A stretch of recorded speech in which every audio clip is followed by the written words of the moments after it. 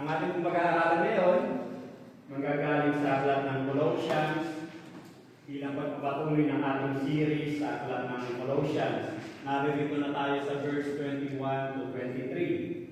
Ang sabi niya rito, "And you who once were alienated and hostile in mind, doing evil deeds, He has now reconciled in His body of flesh by His death, in order to present you holy and blameless and above reproach before Him. If indeed you continue in the faith, stable and steadfast, not shifting from the hope of the gospel that you heard, which has been proclaimed in all creation under heaven, and of which I, Paul, became a minister." Ang mensahe ng Panginoon sa oras nito ay may titulong Reconciled to God o nakipagkasundo sa Diyos. At bago po tayo magpatuloy, manalangin muna tayo. Purihin ka, O Diyos, sambahin ka Ama sa Espiritu at katotohanan. Lord God, dakila ka. Ikaw pa rin ang Diyos noon, ngayon at magpakailanman. Nananatili ka, O Diyos, sa iyong pagka-Diyos. Buhay ka, makapangyarihan. Ikaw po ang may kontrol ng lahat ng bagay. Ikaw ang hari ng mga hari, ang Diyos ng mga Diyos. You are the everlasting God, Panginoon. Salamat po, O Diyos, sapagkat tunay nga na napakabuti mo, sapagkat patuloy mo kaming tinuturuan at patuloy mong ipinararanas sa amin, Panginoon, na ikaw pa rin ang Diyos noon at magpakailanman. Kung paano ka nagpakilala kay Abraham, Isaac, Jacob, sa mga pagkilos mo na ginagamit mo sa pamamagitan ng mga testimony ng bawat isa, Lord God, nakikita namin na tunay nga na buhay ka, Panginoon. At patuloy mong pinakikita sa amin na tunay nga na wala kami magagawa kung kami hiwalay sa iyo. Salamat po sa habag, sa biyaya, sa awa, Panginoon, sa pag-ibig na tunay nga na ikaw po ang unang umibig sa amin. At tunay nga na pinaunawa mo sa amin kung anong tunay na kahulugan ng buhay, Panginoon. Salamat po sa Santong Espiritu na pinagkaloob mo sa amin bilang tanda at tatak na kami mga anak mo, Panginoon. At minsan pa, sa oras ito, patuloy din namin kinikilala na tunay nga, O Diyos, sa liksik mo ang laman ng aming puso at isipan. Wala po kaming naglilihim, wala po kaming itatago sa iyo, Ama. Lord God, sa mga oras sandali na kami nagkukulang, Lord God, sa trono ng biyaya, patuloy kami lumalapit. Humihingi, O Diyos, ng paglilinis sa mga oras sandali na kami nakagagawa, nakapag-iisip, nakapagsasalita na hindi kaaya-aya sa iyong harapan. Patawad po upang sa kayo wala akong maging malaki sa aming pag-aaral sa mga sandali ito. At minsan pa nga, tunay nga na sa tulong gabay ng iyong Santong Espiritu, patuloy mong pagkalooban ng bawat isa, Panginoon, ng karunungan at kaalamang nagmumula sa iyo. Upang sa kayo patuloy at malaya kang makakilos, makapangusap sa pamamagitan ng mensaheng pag-aaralan namin sa mga sandali ito. At minsan pa, Ama, pagpalain mo ang balingkod. Patuloy na ipagkaloob mo, O Diyos, ang iyong anointing upang sa gayon tunay na ako'y instrumento lamang. Ikaw po, O Diyos, ang siyang tunay na magpapahayag. At dalahin mo ako na tunay nga sa bawat aral na aming mapagkaaralan. Lord God, ito po, O Diyos, ay titipo sa puso't isipan ng bawat isa. Gamitin namin sandata upang sa gayon tunay nga na kami makita ng matatag at makita ng isang manunugmpay na hinirang mo, Panginoon. Salamat po. Ito po, Diyos, ang ating sa dalangin na may pasalamat in Jesus' name and pray. Amen. At dito nga sa ating pag-aaralan, reconciled to God o nakipagkasundo sa Diyos. Kung baga, makita natin na ang sabi nga rito, reconciled, nakipagkasundo. Kung baga, meron siyang kaugnayan sa reconciliation o pakikipagkasundo. Ano nga ba yung ibig sabihin ng reconciliation? Ang sabi niya rito, kumbaga merong tatlong Greek word na kung saan ay ito'y halos na nagagamit sa kabuuan ng New Testament. Ang sabi diyan, merong dialasso involves mutual action by which party to bring about a change of relations between them.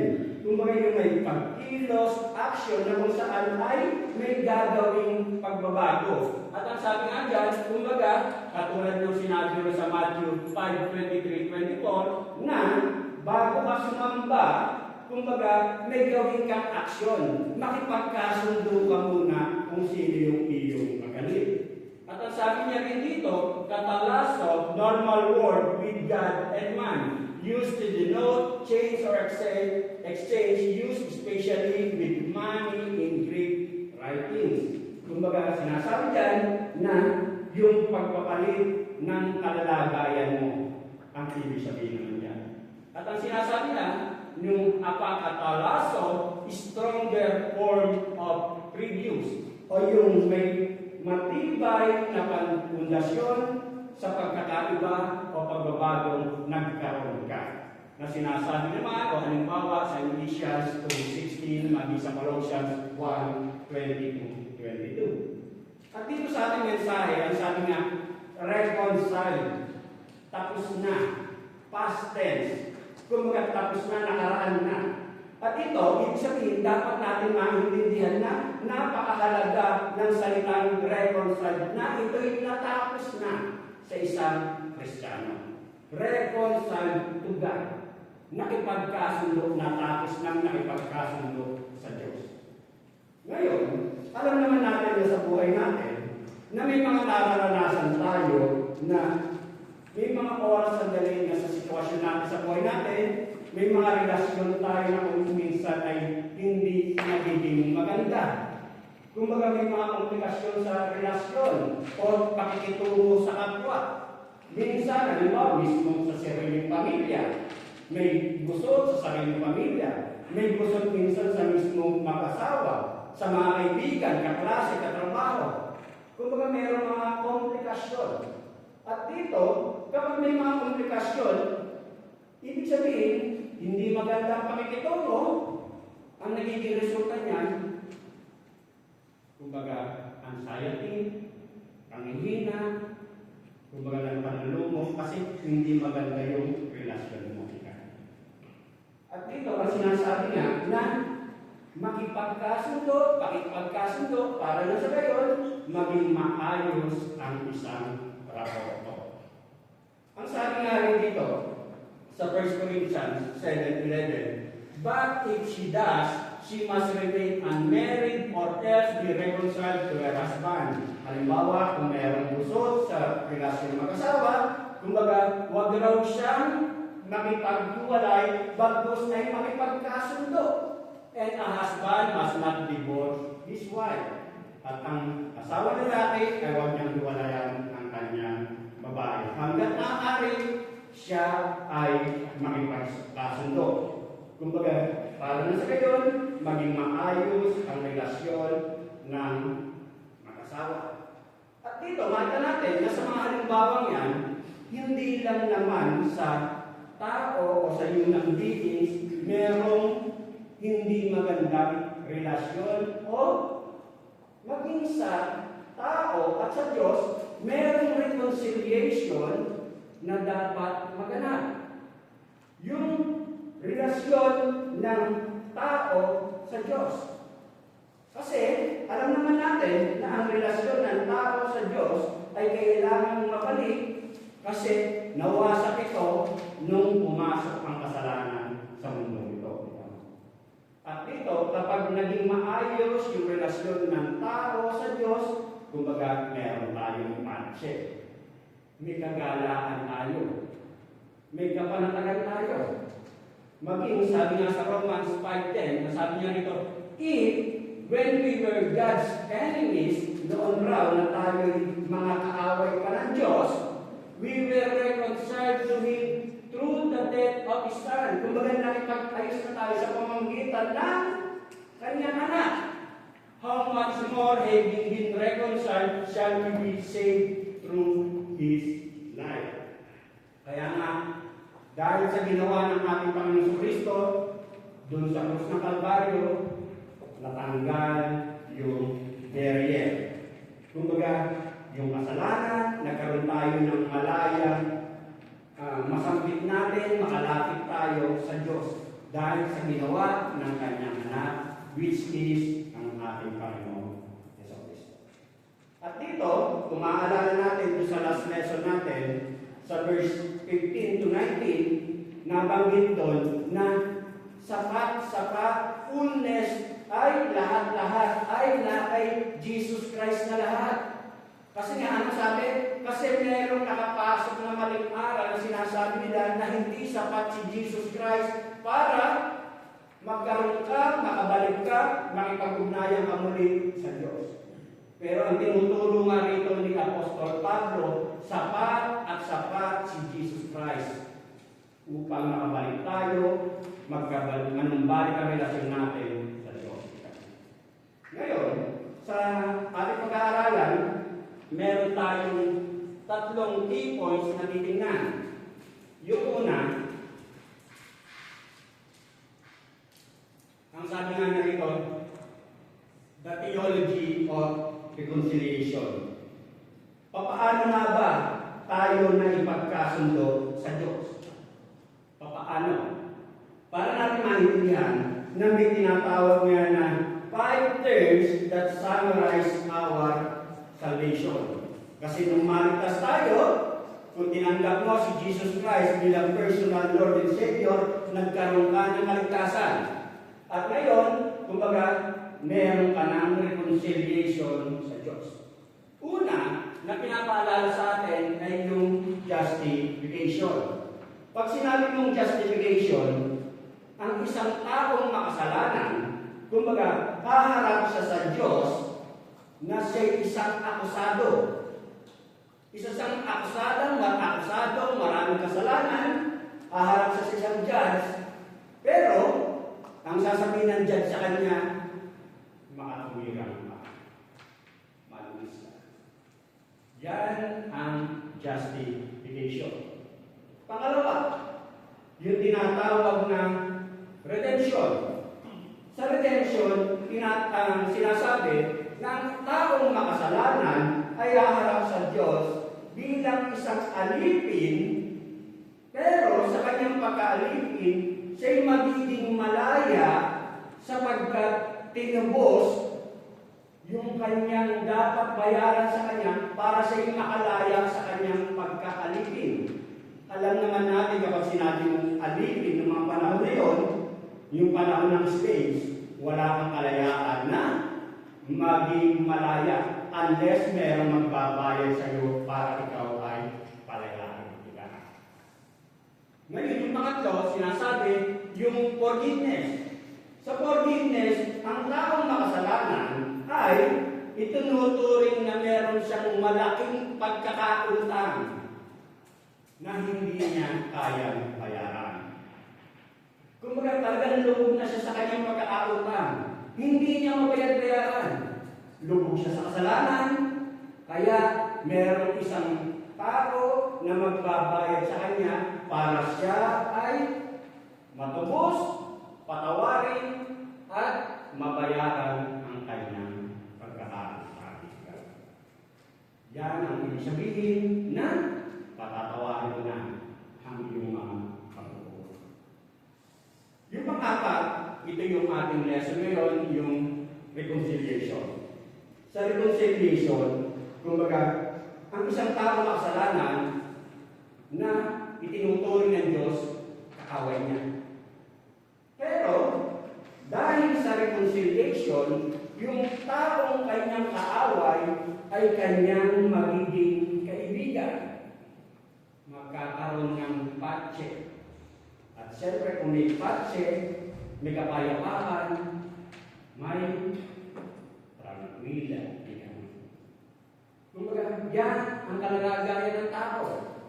Tayo'y kanyang kaaway noon, nung hindi ka pa o wala ka pang relasyon sa Diyos, pero dahil sa relasyon mo sa Diyos, ikaw ngayon ay kanyang kaibigan. At yung kalima, yung tinatawag na sonship, na kung saan ang taong makasalanan ay isang total stranger. Kumbaga, hindi tayo magkakakilala, wala tayong ugnayan, ganun din tayo sa Diyos, wala tayong ugnayan sa Kanya, stranger tayo, dayuhan tayo, pero magiging Kanyang anak. Kumbaga yan, ang mga terminology na kung saan ay nagkaroon tayo nung tayo'y magkaroon ng kaligtasan sa pamamagitan ng pagsampalataya natin sa ating Panginoong Jesucristo. Kumbaga kung isipin mo na ikaw na itinuturing na wala kang kakayanan, isa kang aksado, haharap ka dapat sa Diyos, pero pag umarap ka naman sa Diyos, ituturing kang isang matuwid. Na ikaw na isang tao na kung saan hindi mo kayang bayaran ang iyong sarili para makalaya ka, ay may tuturing ka ng malaya kasi meron nagbayad sa iyo, pinalaya ka. Na ikaw ay isang taong lubog sa iyong kasalanan, lubog na lubog ka, hindi mo kayang palayain ang sarili, ay meron tutubos sa iyo.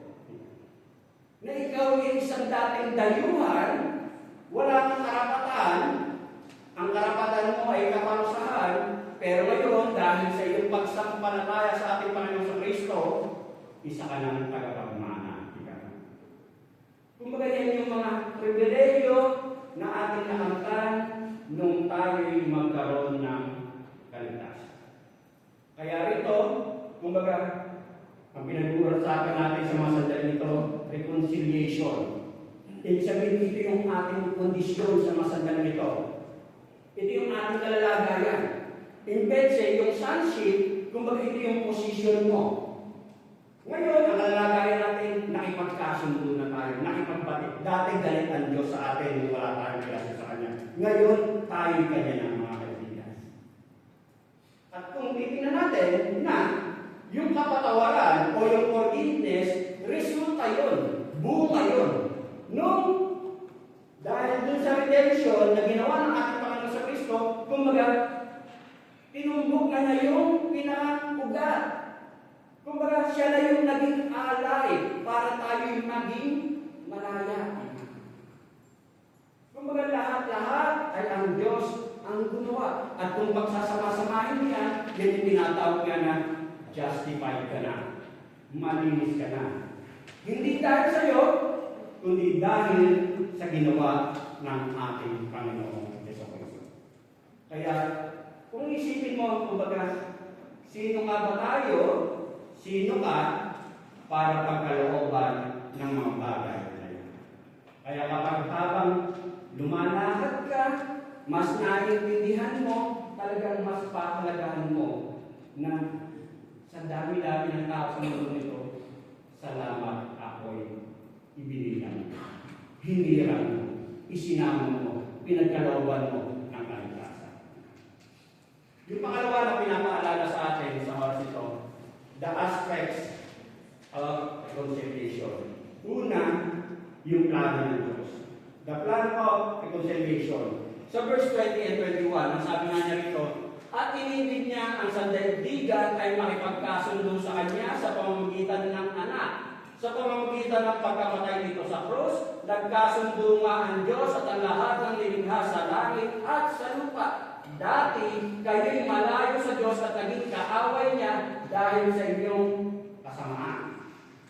Kumbaga, dati, at dito ang pinakang praise, ang layunin nito kung bakit nagkaroon ng reconciliation, reconcile to God, to reconcile all things unto Himself. May pagkasundo ang lahat. Kanino? Sa kanyang anak. Sa Diyos, sa pamamagitan ng kanyang anak. Kaya rito, kumbaga, God reconciles all things to Himself by Christ. Kung maaalala natin, sa day of creation pa lamang, nung likhain ng Diyos, ang lahat ng bagay, ang sabi niya, ay maganda. It's good. Kung sa day of creation, lahat ay tutto posto. Tutto bene. Pero, sa pagpasok ng kasalanan, yung lahat na magandang yan ay naging kasumpa-sumpa. Kasi, nalinlang ang tao, nakapasok ang kasalanan. Ibig sabihin, yung lahat na nilikha ng Diyos na maganda ay naging pangit. Kaya dito, sa reconciliation, sa pakikipagkasundo ng Diyos sa tao, ng tao sa Diyos, kumbaga, ang layunin niya, ay balik niya lahat sa Diyos. Kaya kung iisipin natin, kumbaga, ang lahat ng gumawa ito, walang iba ay ang Diyos. Siya ang unang gumawa ng lahat. Yung pangalawa, yung the manner kung paano ito ginawa, o yung kapakaanan kung paano ginawa. Ang sabi nga ng una, we all were alienated from God because of our sin. Lahat tayo ay malayo dahil sa ating mga kasalanan. Sa verse 21, you were formerly alienated and hostile in mind, engaged in evil deeds. Kumbaga yan ang talagang dati ng kalalagayan ng isang taong walang ugnayan, relasyon sa Diyos. Kaya nga, ngayon, iisipin mo, kumbaga, baka sasabihin sa iyong sarili, ang sabi niya rito, you were formerly alienated and hostile in mind. Ang gusto mong gawin ay puro mga bagay na salungat sa Diyos. Gusto mong mga bagay na may kinalaman sa kasamaan, mga wicked things. Ngayon baka sasabihin mo, di ba may naaralan dyan? Ang sinulatan ni Pablo, mga mananampalataya sa Colosas. Hindi ba sinasabihan lang niya dyan ay mga taga-Colosas? Hindi po. Kasi, mga taga-Colosas yan, pero pare-parehas tayo ng ganyan ang sitwasyon natin. Na ang talagang nais natin noon ay puro mga bagay na salungat sa Diyos. Kaya may sabi ni Sister Sharon, kung walang nag-aalaga sa mga kabataan, sa mga ragazzi, alam natin, kitang-kita natin ang kaibahan. Kaya dito makita natin na, kumbaga, yan ang talagang nature ng isang taong walang relasyon sa Diyos. Ngayon sasabihin mo naman, kumbaga, kami naman, kumbaga, medyo bata, lumaki kami sa church, kasama kami, lumaki kami sa church, hindi naman kami talaga nakagawa masyado ng kalokohan. Kasi lumaki kami sa church Yun naman ang sasabihin mo. Hindi ka tulad ng mga taga-labas. Pero ano yun? Kasalanan din yun. Pagmamalaki. Pride. Kasalanan din. You are also hostile. Alienated. Hindi ka nga. Kasi, ang kasalanan ay kasalanan sa harapan ng Diyos. Walang maliit, walang malaki. Kahit nandito ko sa church, kung hindi ka atento, pwede ka rin malugmok sa pagkakasala. Kaya nga dito sinasabi na yan ang nature ng tao.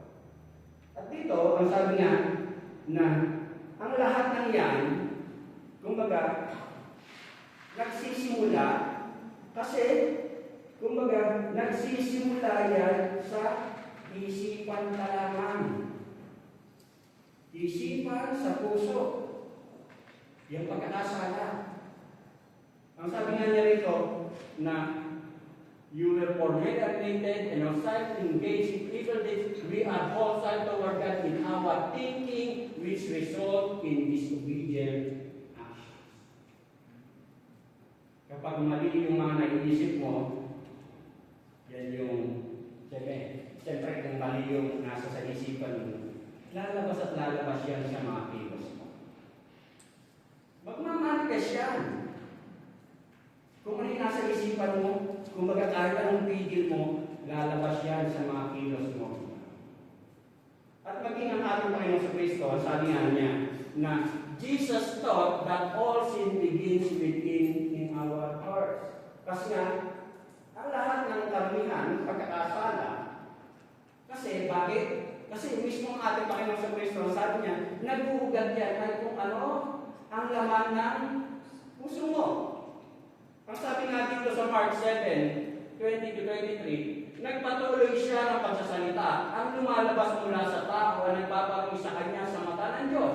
Sapagkat sa loob, sa puso ng tao, nagmumula ang masasamang isipang nagpupudyok sa kanya ng makiapi. Kung sa puso ng tao, sa isipan, kumbaga, doon nade-develop yung mga kasalanan. Makiapi, magnakaw, pumatay, mangalunya, mag-imbot at gumawa ng lahat ng kabuktutan tulad ng pandaraya, alayan, pagkainit, paninirang puri, kapalaluan at kahangalan. Ang lahat ng ito'y nanggagaling sa puso ng tao at siyang nagpaparumi sa kanya. Kasi nga yan ang nature ng isang tao na walang ugnayan sa Diyos. At dito, maging si Apostol Pablo, sinabi na niya sa Romans 8:7-8, ang sabi niya rito, sapagkat kalaban ng Diyos ang sino mang nauhumaling sa mga bagay tungkol sa laman, hindi siya sumusunod sa kautusan ng Diyos at hindi niya kayang sumunod. At ang mga nabubuhay ayon sa laman ay hindi maaaring kalugdan ng Diyos. Ano sabi? At hindi niya kayang sumunod. Hindi siya sumusunod at hindi niya kayang sumunod. Kasi yun ang kanyang talagang nature. Yun ang talagang kanyang kalagayan.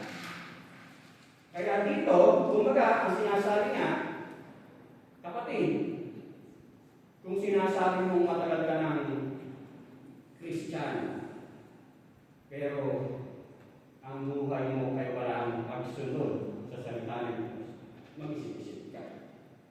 Salita ng Diyos ang nagsasabi. Bakit hindi mo masunod? Kasi ibig sabihin talagang hindi ka. Katulad ng pinag-aaralan natin last, na maaaring hindi niya nangyayon o talagang hindi siya nangyayari. Kaya, ang sabi nga, ang isang bagay, kahit bihisan mo yan na maganda, kahit ayusan mo yan na maganda, dahil walang nangyari pagbabago sa kanya, lalabas at lalabas ang talagang pag-ugali niya. Ang isang baboy, ayusan mo man at ayusan, bihisan at bihisan mo man, dahil walang nagbago sa kanya, pahanapin niyang maglalaho sa puti. Kasi walang nagbago sa kanya eh. Kasi nasabi, hindi na kaya sumunod. Kaya yan yung pinapaalala sa atin. At ang sabi niya, kumbaga, pagandahin mo man lahat, yung mga outside appearance mo, tao kayo mo, magkilay ka. Pero kung hindi na babago ang puso mo, pangit ka pa rin sa harapan ng Diyos. Kaya, ang sabi nga rito sa pinag-aaralan natin, ang Diyos ang siyang unang kumilos. Siya nag-inisyatibo. Kasi walang magagawa yung tao eh. Di ba doon sa una natin kanina, na hindi niya kayang bayaran ng kanyang pagkakautan, na siya'y makasalanan. Pero ang judge, ang makatarong ng hukom, ang turing sa kanya, malinis na siya. Ang Diyos ang siyang may gawa lahat. Siya ang nag-initiate. Kaya kapag na-realize mo ito, nakunawa mo, walang gagawin kundi magpasalamat. Walang gagawin. Kasi wala kang kakayanan, pero lahat ang Diyos ang gumawa ka. At dito, kumbaga, ang sabi nga doon sa Romans 5:10-11, for if, wala dyan, for if, while we were enemies, we were reconciled to God through the death of His Son, much more having been reconciled, we shall be saved by His life, and not only this, but we also exalt in God through our Lord Jesus Christ. Kumbaga, lahat yan sa pamamagitan ng ating Panginoong Jesucristo, through whom we have now received the reconciliation. Kung bakit nagkaroon ng pakikipagkasundo, kasi lahat ay ginawa sa pamamagitan ng ating Panginoong Jesucristo. Kaya napakabuti ng ating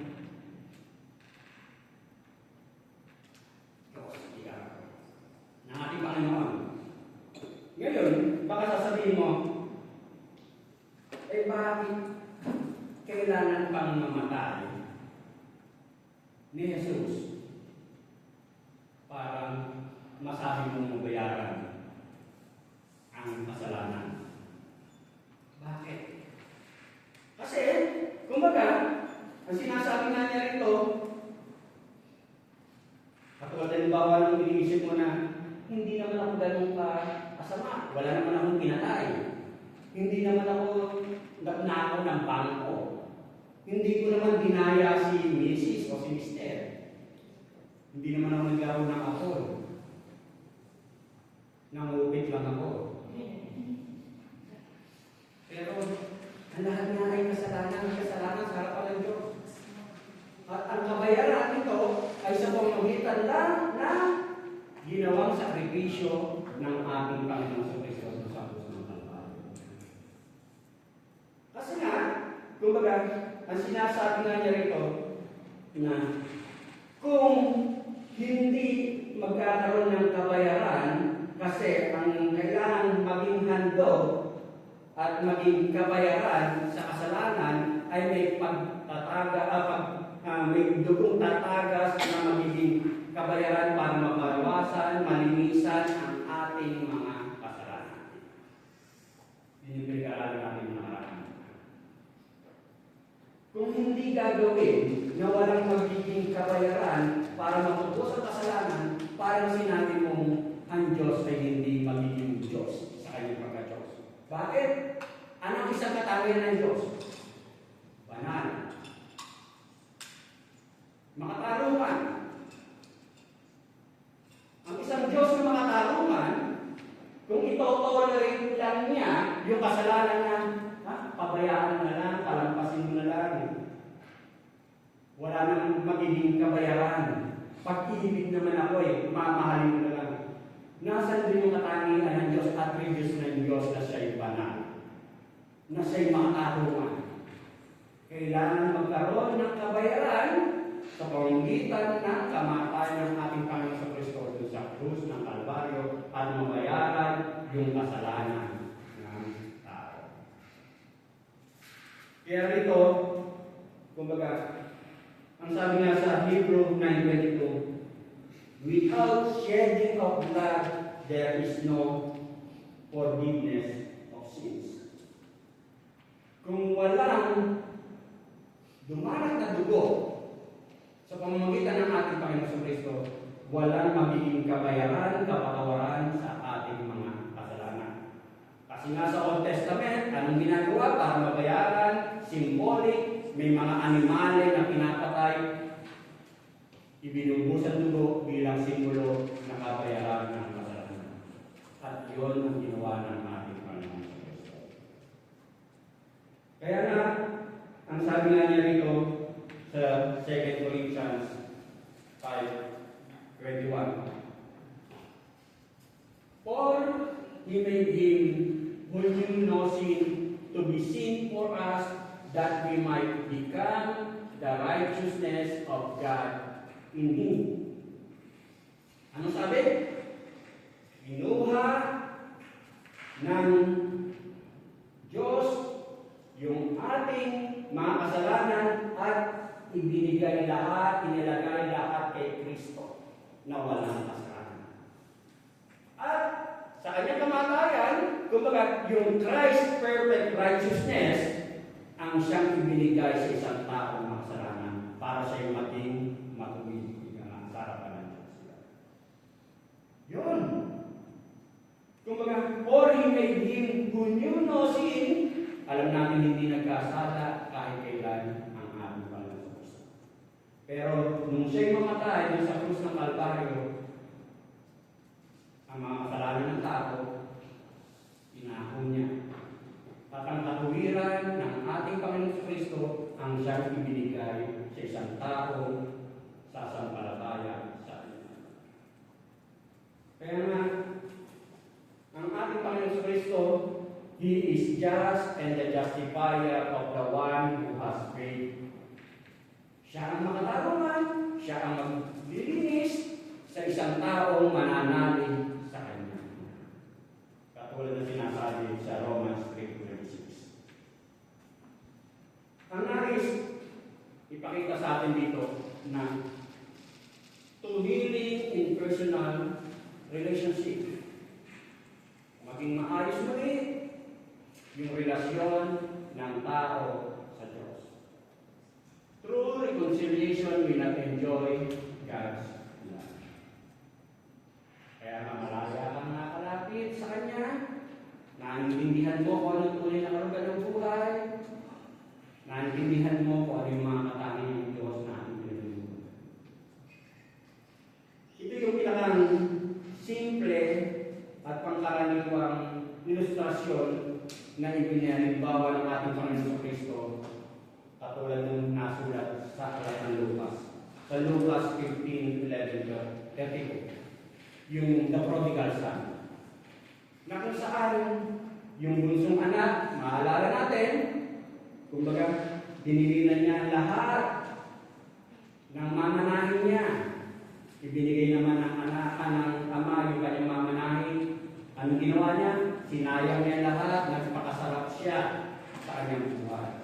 Ibig sabihin, namuhay siya sa pagkakasala. Namuhay siya sa mga bagay, diskarte sa sarili niyang kapakanan. Pero nung ma-realize nung bunsong anak na siya nagkamali, bumalik siya sa ama. Ibig sabihin, nagsisi siya. Pero naroon ng Diyos, naroon ng kanyang ama, naghihintay lang sa kanya. Niyakap siya at malulog siyang pinangga. Ipinagsaya ang kanyang pagbabalik. Ganon ang isang taong makasalanan na magsisisi sa kanyang pagkakasala at marirealize niyang wala talaga siyang magagawa kung iwalay siya sa Diyos. At kung maaalala rin natin na doon sa istoryang yun, huwag natin kakalimutan na meron yung panganay na anak. Nanatili yung panganay na anak, hindi lumayas, ginawa yung gustong gawin ng tatay, pero naging mapagmataas yung panganay na anak. Kaya kung isipin mo sa kanyang pagmamataas, anong nangyari sa kanya? Sa halip na nakikipagpesta siya, nakikipagsaya siya sa loob ng bahay, naroon siya sa labas, nagmamakul. Maging siya nangangailangan ng reconciliation yung sa tatay niya. Kasi sa pagtatampo niya, napalayo siya. Kumbaga, ang sinasabi nga sa atin dito na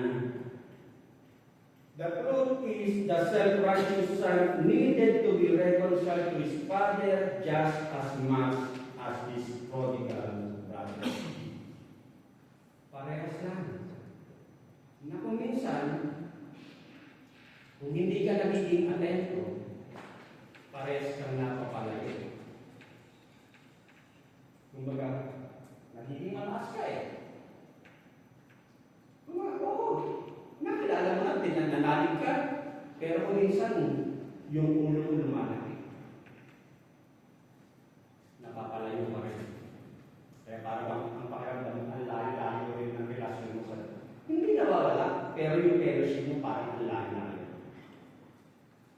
Kaya, ang paalala sa atin, kumbaga, lahat ay ginawa lahat ng Diyos para may balik ang ugnayan natin, reconciliation natin. Pangatlo, the goal. God's goal in reconciliation mission is to present us before Him holy and blameless and beyond reproach. Sa Colossians 1, verse 22b, nung ating lesson, sa huling bahagi, ang sabi nga niya rito, in order to present you before Him holy, blameless, and beyond reproach. Ang takas, ano? Pero yun ang talagang nais ng Diyos maiharap niya ang isang giliran niya na banal, walang batik, and beyond reproach. God's aim is that on Judgment Day, you will stand before Him perfectly righteous. Yan ang layunin ng Diyos. Maging si Jude, si Apostle Jude, ang sabi niya rito sa verse 24, now to Him who is able to keep you from stumbling and to present you blameless before the presence of God's glory with great joy. Kumbaga, darating ang oras, ito yung nais ng Diyos, ito yung nais ni Pablo, ito yung nais ni John, na kapag haharap ang isang hinirang sa harapan ng Diyos, ay malinis siya, banal siya, wala siyang bakit. At dito, alam natin na ang Diyos, alam niya lahat. Nothing is hidden from God. Alam niya yung laman ng isipan mo, alam niya yung puso mo, alam niya yung motibo mo. Kaya nga sabi kanina, kahit magbihis ka pa, pagandahin mo pa yung labas mo, alam ng Diyos lahat yan. Walang natatago sa Diyos. Yun sinasabi. Pero ang sabi niya, na ang goal, may harap ng holy, blameless, beyond reproach. Paano na magiging totoo? Alam naman natin na hindi ganun ka galit. Dapat natin maintindihan na there are three aspects of sanctification. Nung tanggapin natin ang ating Panginoong Jesucristo bilang personal Lord and Savior, una, yung tinatawag na positional sanctification. Na kung saan, nung tayo nakipagkasundo sa Diyos sa pamamagitan ng ating Panginoong Jesucristo sa kanyang kamatayan, kumbaga, tayo kanya na ibinukod. Ibinukod niya tayo at tayo binihisa na ng perfect righteousness ng ating Panginoong Jesucristo at kasama na tayo nakaupo dun sa kalangitan. Yan ang ating positional. Yan yung positional ng tinanggap mo. Tinanggap ko si Jesus Christ bilang personal Lord and Savior. Kaya na kanina doon sa una, na ikaw makasalanan, ang hatol sa iyo, matuwid ka na. Hindi mo mabayaran ang utang mo, binayaran na ni Jesus Christ. Yan ang positional. Nung tanggapin mo si Jesus Christ. Yung pangalawa, na tinatawag, yung progressive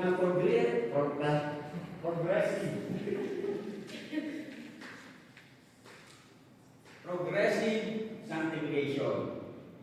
Na kung saan, habang tayo lumalakad sa ating buhay pananampalataya, kumbaga, alam naman natin hindi madali. Kasi nasa dito tayo sa laman. Pero ang sabi na progressive, natin yung pakipagtunggalin mo, na yung mga gusto mong tanggalin. Nakikipaglaban yung spirito mo sa laman na dating gusto mong gawin. May paglago, may progression. Na tinatawag. Progressive sanctification. At ito, ang consolation na habang naririto tayo, hindi tayo mangyayari. Habang buhay ka pa, hindi yan mangyayari. Pero hindi yun para sabihin ko na passes, hindi mo pala mangyayari, gagawin mo na lang natin. Hindi ganun. Kasi ang isang Kristiyano, ang mentality niya ay makaharap ako, pagdating ng ating Panginoon sa Kristo, malinis, walang batik. Mahirap pero yun ang magiging mentality. Kaya nga meron battle between the flesh and the spirit. Yung pangatlo na tinatawag, yung perfect sanctification. Itong perfect sanctification, mangyayari yan kapag mamatay ka ngayon. Kapag bumalik na si Jesus Christ, yung second coming, bigla na siya dumating na paglabas mo dyan, susundin na tayo.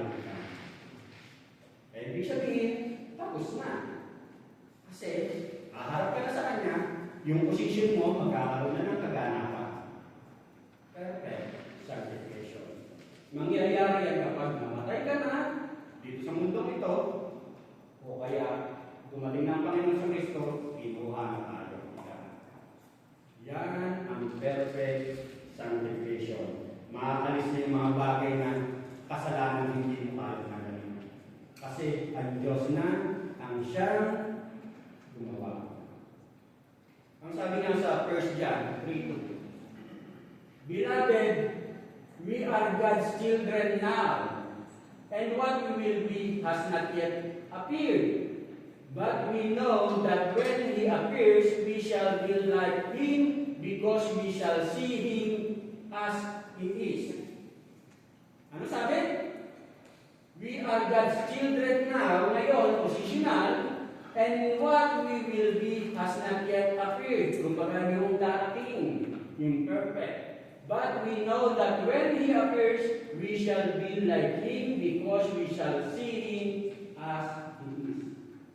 Kumbaga, yung ultimate aim in reconciling to God, magaganap yan, yung perfect sanctification, kapag nakaharap na natin mismo ang ating Panginoon sa Kristo. Kaya dito, ang sabi niya kanina, sa mundong ito, yung perfect habang buhay ka pa sa mundong ito, mahirap nangyari. Pero hindi yan lisensya para sabihin mo, gagawin ko na lang yung mga, hindi ko na paglalabanan yung mga kahinahan. Kasi hindi yan ang mentality ng isang Kristiyano. Kung baga, ang mentality ng isang Kristiyano, kung baga, mag-please mo, mag-glorify mo ang Diyos. Yung pangatlo, na pinapaalala sa atin dito, the responsibility of the reconciled. Ang sabi ron sa verse 23, to continue in the faith of the true gospel. Ang sabi niya rito sa English, if indeed you continue in the faith firmly, established and steadfast, and not move away from the hope of the gospel that you have heard, which was proclaimed in all creation under heaven, and of which I, Paul, was made a minister. Dito, makita natin na merong three aspects of responsibility ang isang nakipagkasundo na sa Diyos. Una, ang sabi nga niya rito, continue in the faith by being grounded and steadily growing in the hope of the gospel. Magpatuloy tayo sa ating pananampalataya sa pamamagitan ng manatili tayo grounded, founded, and steadily growing sa pag-asa sa pamamagitan ng mabuting balita na ating natanggap. At dito, makita nga natin na ang sabi nga kasi dito kanina, if indeed you continue in the faith. Hindi ibig sabihin na hindi ka magpapatuloy. Hindi ibig sabihin, bagkos at nais kang sabihin dito ni Pablo na pinapaalalahanan ka. Pinapaalalahanan ka na huwag kang magpataglay sa mga bagay na maaaring nakatutok sa iyo. Kasi kung maaalala natin, anong problema dito sa Iglesia ng Colossians? Merong nakapasok na maling aral. Kung babalikan natin, na may nagsasabing hindi sapat si Jesus Christ na kailangan mong gawin ito mga bagay ito. Kailangan mong sundin yung ilang mga filosofiya ito. Kailangan idagdag mo ito para maging ganap si Jesus Christ. Pero ang sinasabi ni Pablo, si Jesus Christ ang kabuuan ng lahat. Kaya sabi, manatili ka. Kung pinapaalalahanan ka lang. At dito, sinasabi nga, maging sa Philippians 1:6, "For I am confident of this very thing, that he who began a good work in you will perfect it until the day of Christ Jesus." Kumbaga, buong may pagtitiwala si Pablo, maging yung pagkakasulat niya sa mga taga-Pilipos, na magagawa mo to. Magagawa mo yan, kapatid. Kung talagang nananalig ka, nagpapatuloy ka sa pananalig mo kay Jesus Christ. Di ba? At ito yung sinasabi nga na yung test of genuine faith. Kumbaga yung pagsubok sa mga oras na tayo dumaraan sa mga pagsubok sa ating paglakad sa ating buhay pananampalataya. At dito, kumbaga, ang sabi nga kanina, maging maingat ka kasi dito sa iglesia ng Colossians, maraming mga maling aral o may mga pilit silang aral na sinasabi mga filosofiya na dapat mong sundin, mga legalism na sundin mo to, tanggalin mo yan, gawin mo to. Pero ang sinasabi nga ni Pablo, kumbaga, sapat at sapat ang pananampalataya mo, manatili kang manampalataya sa mga aral, sundin mo ang pag-asang meron ka sa pamamagitan ng mabuting balita na pinanampalataya mo. Pangalawa, na pinapaalala sa atin dito, continue in the faith by holding to the true gospel, especially in the face of false teaching. Kumbaga, kapag yung talaga may mga nararanasan ka ng mga maling aral, kumbaga, manatili ka, huwag kang magpatina. Kung maalala mo, ang paalala ni Jesus Christ, na sa mga huling panahon, alam naman natin na itong panahon natin ito, ito na yung talagang tinatawag na huling panahon. At sinasabi na sa huling panahon, sinasabi nga sa Matthew 24:11-12, na maraming mananampalataya na maililigaw, maraming mananampalataya na manlalamig, maraming mananampalataya na mandalata, manghihina, maraming mananampalataya na mas pipiliin lang nila pakinggan, gusto nilang pakinggan. Pero ang sabi ni Jesus Christ din sa verse 13 ng Matthew 24, na but the one who endures to the end, he will be saved. Ibig sabihin, kumbaga, perseverance in the gospel is the test of genuine faith. Kaya kasama sa isang mananampalataya, yung katangian niya na marunong siyang magtiis, mag-persevere. Ang sabi niya sa 1 John 2:19, "They went out from us, but they were not of us, for if they had been of us, they would not doubt and continue with us." Ang isang tunay na mananampalataya, magtitig siya hanggang huli. Yung pangatlo na pinapaalala sa atin dito, continue in the faith is by proclaiming the apostolic gospel to all people. Ang sabi nga niya nito, reconciled, if something is considered reconciled, then it has been settled. Ibig sabihin, okay na lahat. Tapos na lahat. A reconciled couple has worked out their differences, and unreconciled bank transaction means that it has been cleared.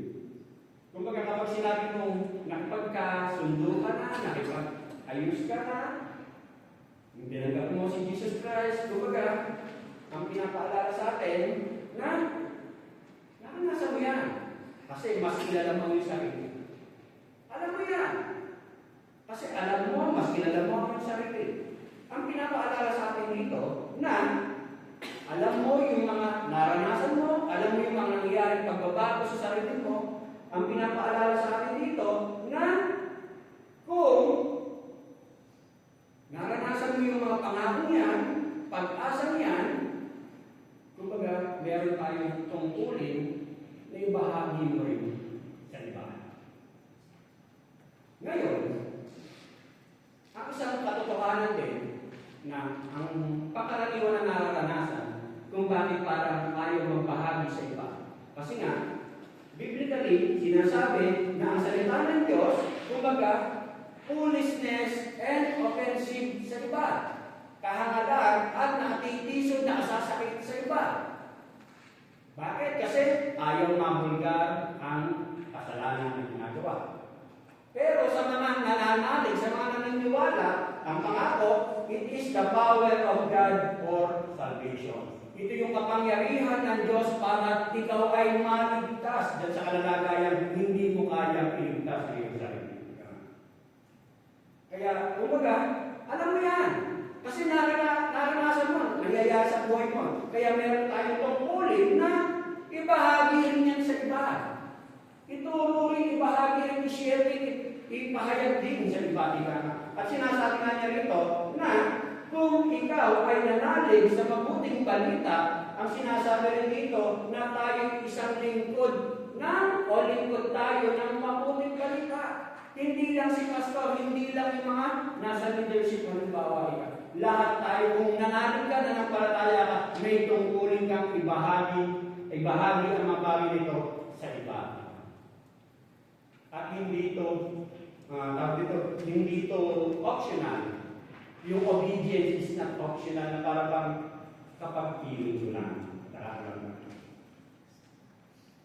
Kumbaga, isang tungkulin ng isang mananampalataya na nakita mo palalagayan mo, nailigtas ka, bagamat parang kahangalan na at parang masasaktan sila dun sa mga ibabahagi mo, natural yun. Dun sa mga hindi mananalig.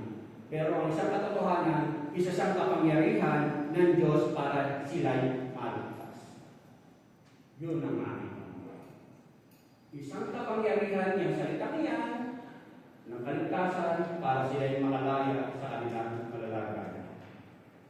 Kaya sa ating pagtatapos, ang sabi nga niya rito, reconcile to God. Ang paalala sa atin na a person who is reconciled to God exercise their faith by being obedient to His word. Ang isang taong nagpagkasundo na sa Diyos, kumbaga, sinasanay niya ang kanyang pananampalataya sa pamamagitan ng pagsunod niya sa mga salita, aral ng ating Panginoon Diyos. At ang hinahanap ka ng Diyos, ika nga, worship God from your heart. Sambahin mo, sambahin natin ang Diyos mula sa puso natin. Kasi ang hinahanap ng Diyos, God is a spirit and they that worship Him must worship Him in spirit and in truth. Kasi yun ang gusto ng Diyos eh. Yun ang talagang hinahanap niya. Nasasambahin siya sa Espiritu at sa katotohanan. With the leading of the Holy Spirit in your life. Kasi kung tunay ka nanalig sa ating Panginoon sa Kristo, malinaw na ipinagkaloob na sa iyo ang Santong Espiritu. Ngayon, sundin mo kung ano yung sinasabi sa iyo ng Santong Espiritu. Ang sabi nga niya ito, for as many as are led by the Spirit of God, they are the sons of God. Ibig sabihin, kung sino talagang sumusunod sa Diyos, siya ang tunay na anak ng Diyos. Siya ang tunay na nakipagkasundo sa Diyos. Manalangin na. Ama, maraming salamat po sa oras nito. Salamat po sapagkat pinakita mo sa pamamagitan ng aral mula sa sulat ni Apostol Pablo sa mga taga-Colosas ang pribilehiyo na binigay mo sa isang nanalig sa aming Panginoon sa Kristo. Tunay nga na wala kaming kakayanan sa aming sariling gawa, Panginoon, para palayain ang aming sarili sa mga kabuktutan ng kasalanan, karamihan ng katawang ito. Pero salamat po, Diyos, sapagkat tunay nga na isang biyaya lamang, habag lamang, hawa lamang, na tinubos mo na kami, Panginoon, bago ka pa namin tanggapin, Panginoon. At habang lumalakad kami sa aming buhay, pananampalataya kami, naintindihan namin, Panginoon, na tunay na napaka-palad namin, Panginoon, na sa dami ng tao sa mundo ito, isa kami, Panginoon, sa mga pinili mo, Panginoon. Kaya nga po, ang dalangin ko, Ama, sa mga kapatid namin na narito, kung hindi pa nga po lulusan, sumusunod sa iyo, Panginoon. Ito nga po, O Diyos, ang siyang magbigay kaliwanagan sa kanila, Panginoon. Lord God, ikaw po, O Diyos, ang nagliligtas. Tagapagpahayag lamang po ang isang ginagawa mo, Panginoon. Kaya nga sa biyaya mo, Panginoon, ipagkaloob mo ang lahat ng ito sa kanila.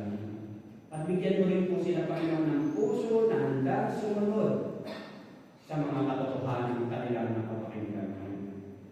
At minsan pa sa bawat isa sa amin, Panginoon, ang tuloy nga, Lord God, pinagkalooban mo kami, Panginoon, ng Santong Espiritu. Ito, O Diyos, ang aming katuwa. Ito ang aming comforter, Panginoon. Kaya nga po sa mga oras na para pa kami nadadaig, Panginoon, ng mga kahinaan, mga pagsubok na aming kinakaharap dahil narito pa kami sa mundo ito, O Diyos. Lord God, ikaw po ang kasagutan ng lahat. Ikaw po ang kaganapan ng lahat, Panginoon. Patuloy namin itong panghawakan, Panginoon. Salamat po, O Diyos, sa mga salitang ito. Ito nga po, O Diyos, ang aming isang dalangin na may pasalamat.